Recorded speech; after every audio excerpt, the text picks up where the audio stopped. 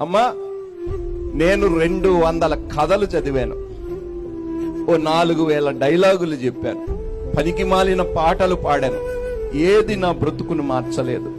కానీ ఒక్కసారి దీనిని చదివితే శాశ్వతంగా నా జీవితాన్ని మార్చేసిందండి. దేవునికి మహిమ కలుగును గాక. అంత శక్తి ఉంది ఈయన వాక్యములో.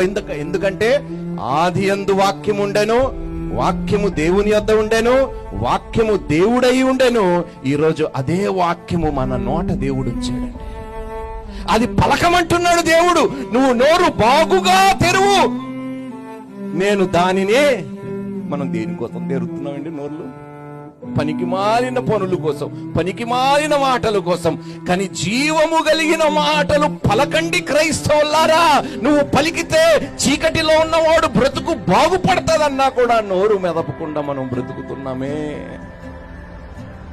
ఒక్కసారి ఆలోచించండి ప్రియ సంఘమా, మనం చేస్తున్నది కరెక్టేనా? మనం చేస్తుంది కరెక్టేనా?